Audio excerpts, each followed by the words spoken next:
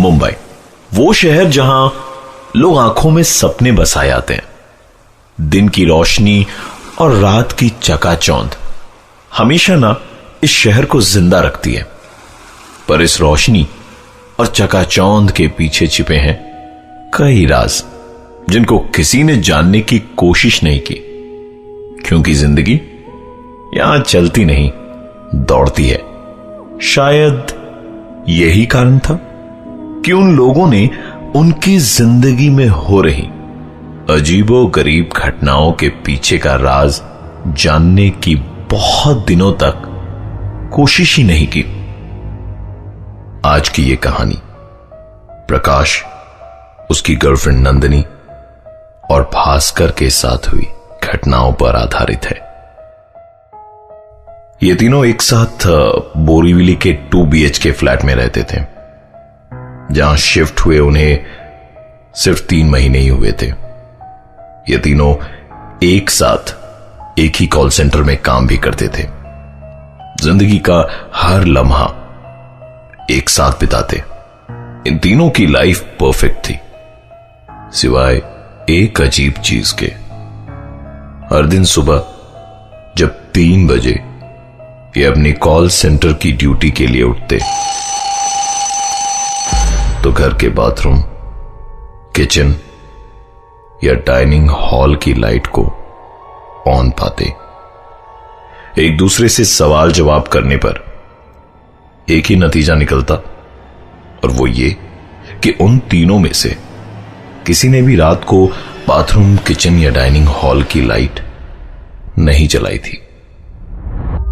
इस अजीब घटना की शुरुआत आज से 3 महीने पहले हुई थी, जब उन्होंने इस घर को अपना घर बनाया था। इन तीनों ने इस बात को किसी के साथ भी डिस्कस नहीं किया, क्योंकि उन्हें हमेशा यह डर सताता था कि शायद उनके दोस्त उनका मजाक उड़ाना शुरू कर दे। इस कहानी की अभी तक की बातें मुझे बहुत नॉर्मल लगी, क्योंकि मैंने खुद ने अपने घर में टीवी को 3-4 बार खुद ब खुद स्टार्ट होते देखा है।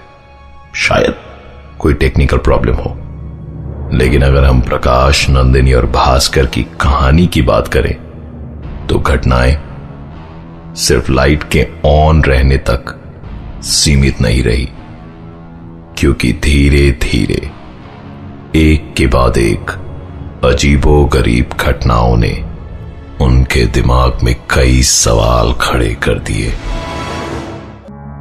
मुंबई के बोरीवली इलाके में 2 BHK का फ्लैट, जिसमें प्रकाश, उसकी गर्लफ्रेंड नंदिनी और भास्कर 3 महीने से रह रहे थे। हर सुबह 3 बजे जब वो कॉल सेंटर की ड्यूटी के लिए उठते, तो बाथरूम, किचन या डाइनिंग हॉल की लाइट्स स्विच ऑन पाते। इस घटना का जवाब उन तीनों में से किसी के पास नहीं था। शाम करीबन 5 बजे ये तीनों अपने काम से लौटते थे, और शाम ठीक 6 बजे घर का काम करने वाली बाई भी पहुंच जाती। कभी कभार इस बाई के साथ उसका बच्चा भी आता, जो पूरे घर में खेलता रहता और उनके सामानों से छेड़छाड़ करता रहता। मुंबई शहर में बाई मिलना बहुत मुश्किल है, और इसलिए शायद वो बाई के इस बच्चे के सारे नखरों से परेशान होते हुए भी अपनी तरफ से कोई आपत्ति नहीं जताते थे। एक दिन तो हद ही हो गई। प्रकाश और नंदिनी जब घर लौटे तो पाया कि बाई का बेटा उनके घर के ड्राइंग रूम में खेल रहा है। उन्हें लगा शायद बाई उस दिन जल्दी काम पर आ गई, लेकिन आश्चर्य की बात तो यह थी कि बाई उन्हें सारे घर में कहीं भी नजर नहीं आई। उन्हें लगा शायद अपने बच्चे को उनके घर पर खेलने के लिए छोड़कर बाई बगल वाले शर्मा जी के यहां काम करने चली गई होगी। प्रकाश बहुत ही गुस्से में था आज, क्योंकि काम वाली बाई के रहते उसके बेटे का आना और उसके घर में खेलना तो ठीक था, लेकिन बाई अपने बेटे को यूं उनके घर में छोड़कर किसी दूसरे के घर में काम करने जाए, यह उन्हें मुनासिब नहीं लगा। करीबन 1 घंटे इंतजार करने के बाद प्रकाश और नंदिनी बगल वाले शर्मा जी के घर गए काम वाली बाई के बारे में पता लगाने। शर्मा जी का जवाब सुन दोनों हक्के बक्के रह गए, क्योंकि शर्मा जी के अनुसार काम वाली बाई तो आज आई ही नहीं थी। एक अजीब सी कश्मकश में दोनों अपने दिमाग में सवालों की लड़ी लिए वापस अपने घर की ओर लौटे, लेकिन इस बार आश्चर्यजनक रूप से पूरे घर में वो बच्चा उन्हें कहीं भी नजर नहीं आया। दोनों के मन में कई सवाल उठ रहे थे, पर उन्हें पार्टी के लिए देर हो रही थी, इसलिए ज्यादा सोचे बिना तैयार होकर पार्टी के लिए निकल पड़े। रात करीबन 8 बजे ओवरटाइम करने के बाद भास्कर घर लौटा और उसे इस पूरे इंसिडेंट के बारे में कुछ भी पता नहीं था।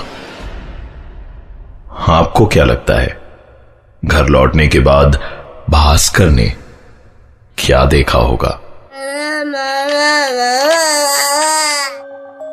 प्रकाश और नंदिनी ने अपने घर में काफी अजीबोगरीब चीज नोटिस करने के बाद सब कुछ पीछे छोड़ शाम की पार्टी के लिए अपने घर से निकल पड़े। ओवरटाइम करने के बाद भास्कर करीबन 8 बजे रात को अपने घर पहुंचा। भास्कर ने घर का दरवाजा खोला तो पाया कि हमेशा की तरह बाथरूम की लाइट जली हुई थी।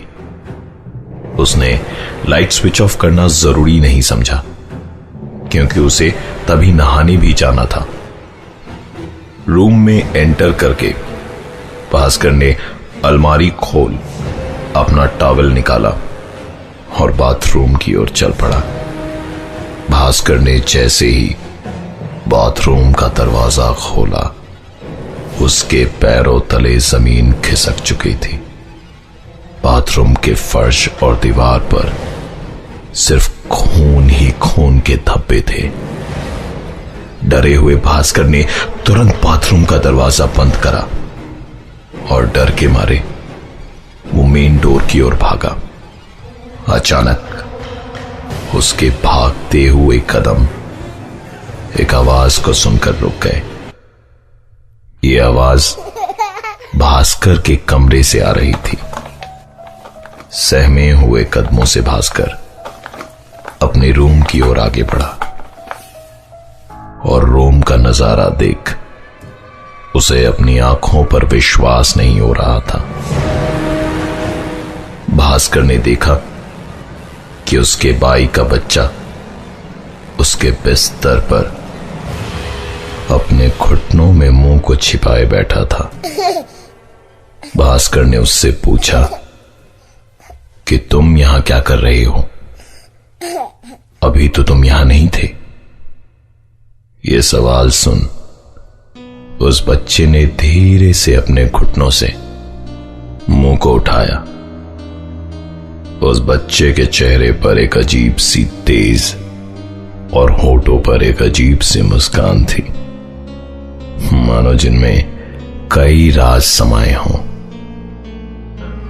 बाथरूम में खून और बिस्तर पर काम वाली बाई के बच्चे का होना, जिसके अजीब हाव भाव को देख भास्कर अंदर तक डर चुका था। वो तुरंत दौड़ता हुआ उस घर से बाहर की ओर निकल गया। डरे हुए भास्कर के फोन कॉल के तुरंत बाद ही नंदिनी और प्रकाश पार्टी को छोड़कर घर चले आए और तीनों ने बहुत साहस करके उस घर के अंदर जाने की हिम्मत करी।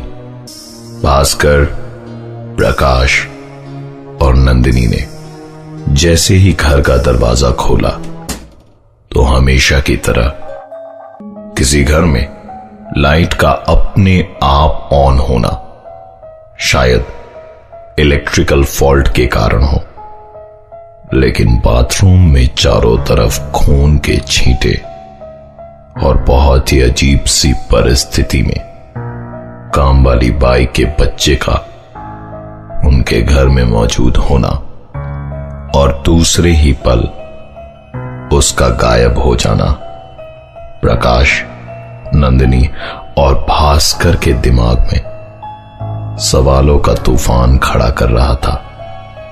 भास्कर प्रकाश और नंदिनी को साथ लेकर जब उन्हें बाथरूम में खून के छींटे दिखाने ले गया तो आश्चर्यजनक रूप से वहां पर कुछ भी नहीं था। रात करीबन 10:30 बजे थे। तीनों इसी सोच में डूबे थे कि क्या आज की रात इस घर में रहना उनके लिए ठीक होगा। इस बीच प्रकाश ने मकान मालिक को फोन लगाया और उसके दोस्त भास्कर के साथ बीती सारी घटनाएं बताई। मकान के मालिक ने सारी बात सुनने के बाद उन्हें बताया कि आज से 10 साल पहले इस मकान में एक परिवार रहता था। कर्ज के बोझ में दबे होने के कारण इस परिवार के कर्ता ने पहले अपनी बीवी और अपने बेटे की बेदर्दी से हत्या करी और फिर खुद फांसी लगाकर आत्महत्या कर ली।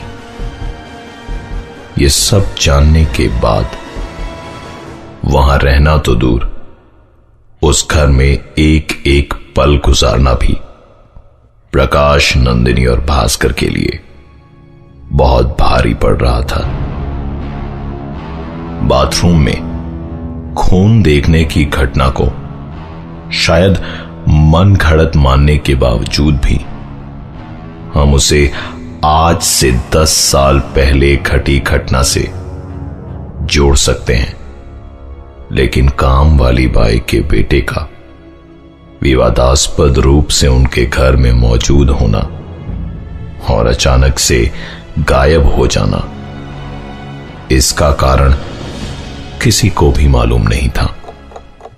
जैसे तैसे आज की रात प्रकाश, नंदिनी और भास्कर ने उस घर में गुजारी और सुबह होने का इंतजार करने लगे, क्योंकि उन्होंने फैसला ले लिया था कि सुबह होते के साथ ही वो इस घर को छोड़ कहीं और शिफ्ट हो जाएंगे। अगले दिन जब काम वाली बाई उनके घर आई तो प्रकाश, नंदिनी और भास्कर तीनों उस पर टूट पड़े। एक के बाद एक सवालों की बौछार करने लगे, उसके बेटे की अजीबोगरीब हरकतों पर और विवादास्पद स्थिति में उसके बेटे की मौजूदगी पर। 5 मिनटों तक स्तब्ध रहने के बाद कामवाली ने अपनी चुप्पी तोड़ी और बस एक ही चीज कही कि उसके पास उनके सवालों का कोई जवाब नहीं है, क्योंकि उसका तो कोई बेटा ही नहीं है।